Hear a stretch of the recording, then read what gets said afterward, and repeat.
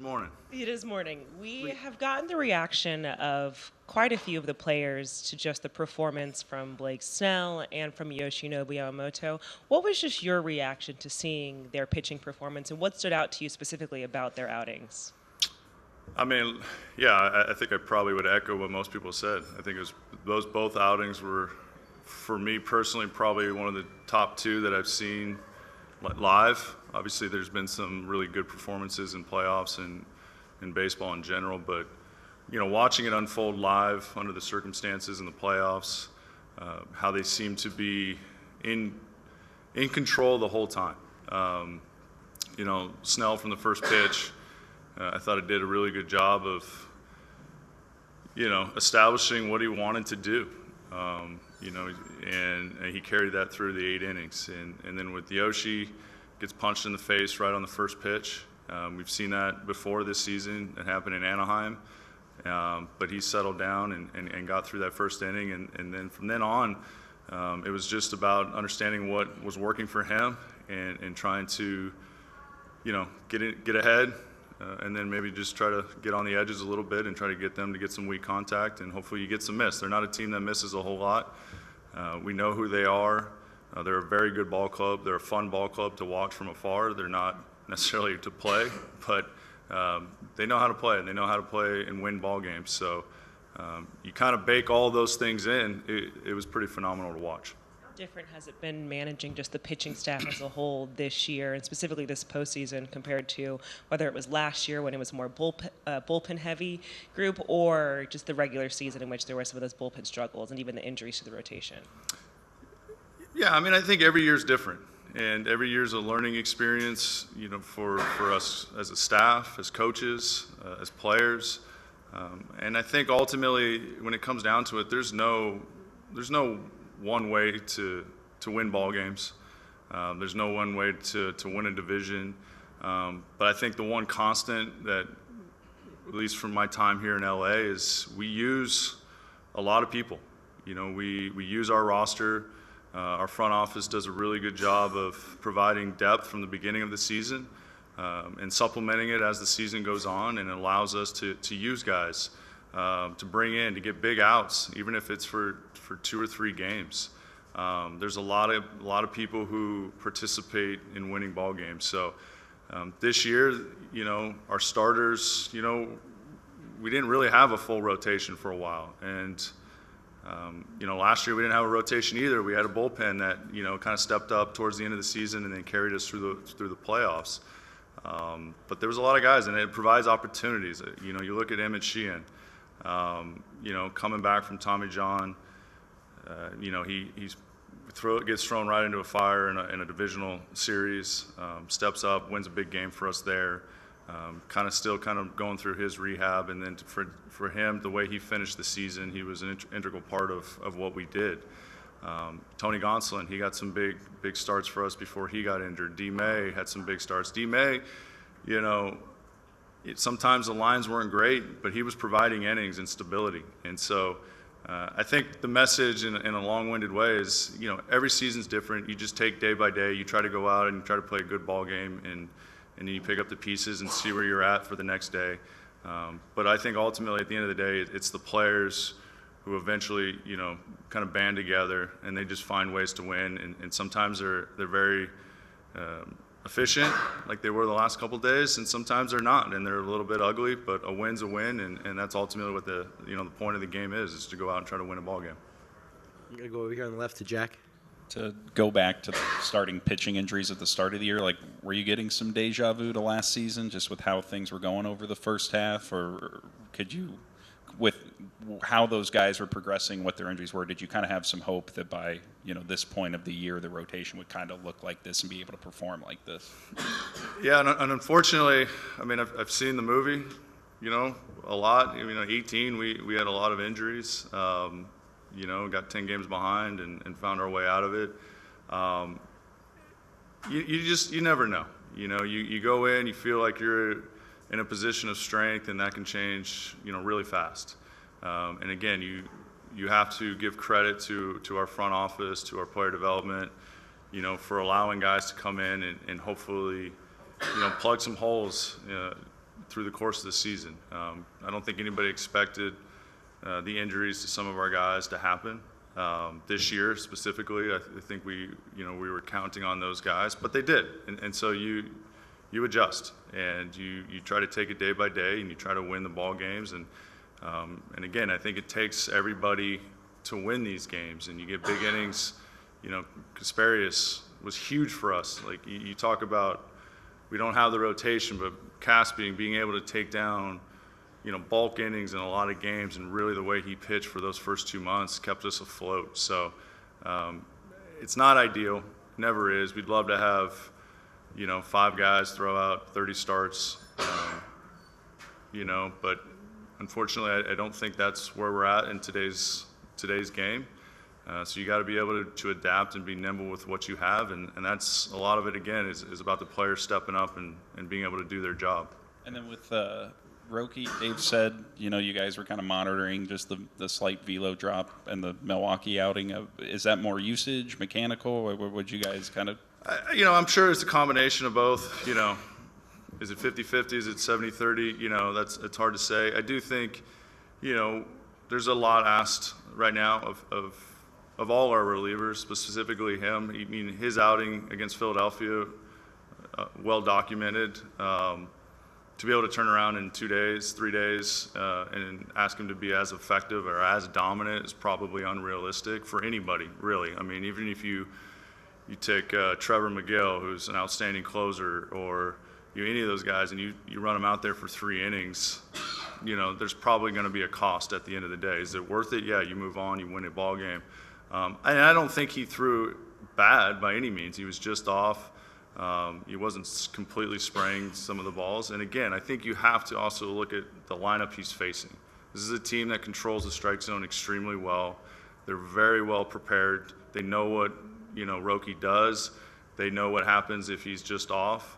So they were, some of that I think was on them too, and you have to give credit to them for taking some really close pitches and making him work to try to get through that. And so definitely monitoring, absolutely. I don't want to discount that, but I do think some of that's from the effects of the game against Philadelphia, and the fact that he's only been he's been relieving for 2 weeks, 2.5 weeks. So he's still trying to figure out what that lifestyle is like down there.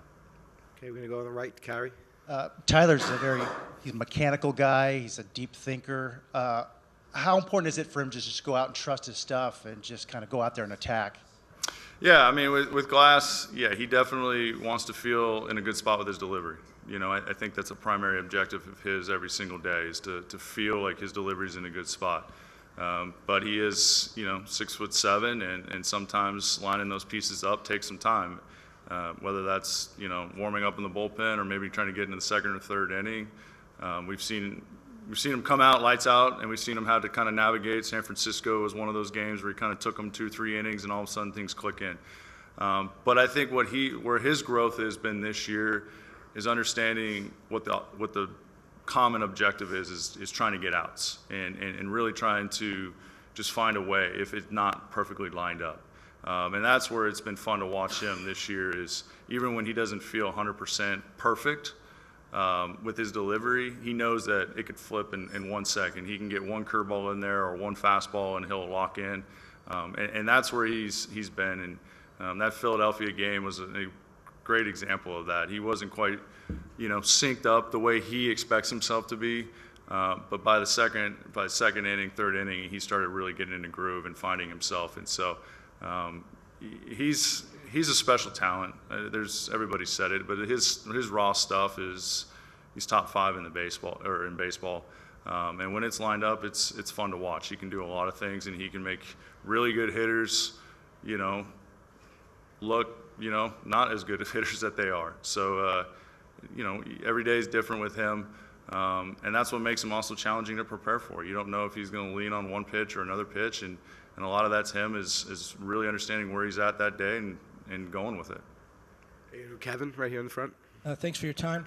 You've talked a lot about usage already, but when you look at the guys that have been dominant for you, Snell, Sasaki, Glass has been pretty good. Those were guys that missed a lot of the season and are coming fresh now. the other teams, their guys, they're gassed. You know, they're on fumes. Do you think there might be a way that perhaps people are starting to look at how usage happens during the regular season? I remember one year the Cardinals got like 5 pitchers back in September and just dominated the postseason because they were fresh. Thanks. Yeah, I mean it's a very fair question. I don't know the answer to that. I don't even know how you would go about planning and preparing for that. You got to win the regular season. You got to win in the regular season. So that's not an easy task. And so to try to workload management your way through 162 in a very competitive league, a very balanced and competitive league, probably not most ideal circumstances. You might find yourself on the outside looking in. I do think there's probably something to our guys, you know, miss 3-4 months. Some of these guys, I mean, Yamamoto made 30 starts. He's up to 33 starts. Like, he's been doing it the whole season. But there's probably something to have guys fresh. But then you also have guys who, you know, you don't want them too fresh to where they're still trying to get synced up. And so we saw it last year too. You know, we had some starters out last year. They came back. We had some relievers out last year. They came back. Again, the one thing I feel like I've come to kind of come to grips with, or kind of just rely on, is there's no right way to do it. And I think you ultimately, I think Doc said, is you have the roster that you have at this moment in time, and you play it, and you hope you still, every team that's here, whether they have injuries, whether guys are tired, these rosters are really talented, and we're watching some of the best players in the world, you know, go at it. And you are what you are right now, and you just have to, I don't think you can plan in advance of what you want to be, because at the end of the day, you are what you are, and you just play. And you hope that you get the right breaks, and you play good fundamentally baseball. We're going to take 2 more. Bob? Hey, Mark, when Atlanta had that 14-year run where Smoltz, Maddox, Gladman kept talking about feeding off each other, do you get the sense of your guys right now that, hey, nobody wants to be the weak link, that they kind of go off each other? Yeah, I mean, it's always there amongst that little fraternity, or that little that group of starters. You know, Snell and does it. Yamamoto turns around and does it. But I think ultimately, you know, they want to perform for the collective group, all of 26 guys and the organization. It doesn't hurt. There's definitely you know, we're all competitors, and you want to go out there and you want to. It's not a one-up, but you want to maintain that standard, you know. And there's a standard that's been here for decades. I mean, look, pitching is at the heart of the Los Angeles Dodgers. I mean, it's talked about, you know, year in and year out, and it was something that Honeycutt, you know, mentored me about. Is like, this is the heart of, you know, yeah, we hit home runs, we got a lot of talented position players, but at the heart of it, you go back to all the great pitchers that have been here. So, you know, guys want to go out there and they want to perform for the team and for the organization.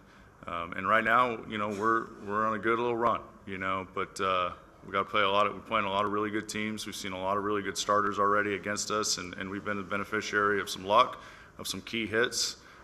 Things can flip too. We've been on the other side of that as well. So our goal right now is just go out and play a solid 9 innings today and get a good start, quality start out of Glass. And then, you know, hopefully we're on the good side, on the positive side again today. Thanks. Okay, we're going to go to Bill on the left. Mark, you guys didn't have a complete game during the regular season, and innings counts and pitch counts, while very well intentioned, haven't really stopped the wave of injuries that I think everybody hoped they would. In watching Snell and Yamamoto, how do we get back to have your best pitchers throw as many pitches as they can? Yeah, I mean, again, another really fair question. I think, one, we look at those 2 games, if you isolate them, one, their pitches per inning were pretty low. So you're looking at the end of the game, these guys are still hovering around 100.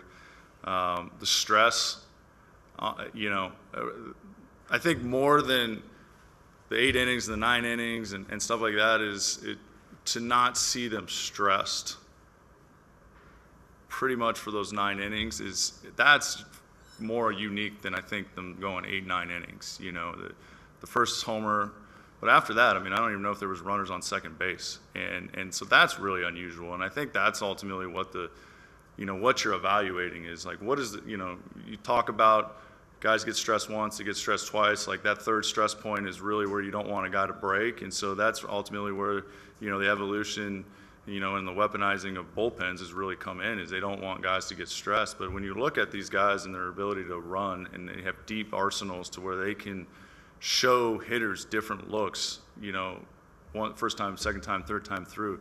I think ultimately that's where you get guys going deep into games. It's not being 1 or 2 pitch pitcher.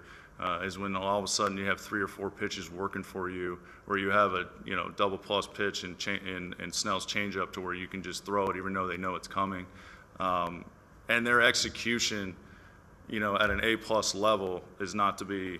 I think that can't be discounted too. I mean, again, these guys were executing at their highest level those 2 nights. But to get back to your other question is like you need guys with 3 to 4 pitches. You got to be able to give the hitters in today's day multiple looks of your stuff and be able to set guys up differently and attack guys differently, and that's how you get deeper into ball games. But again, with the expanded rosters, your ability to deploy different types of relievers, it makes sense, in today's ball game. Whether we get back to that, I don't think it's a pitch count thing necessarily, though. I really think it's more about who's a better matchup at the end of the day. Right now, those 2 guys were a better matchup in the moment. It's not saying that's all the time, but in the moment, that moment right there, I think those guys were the best guys on the mound, given that they weren't particularly stressed or fatigued in those moments. Mark, thanks a lot. Yep.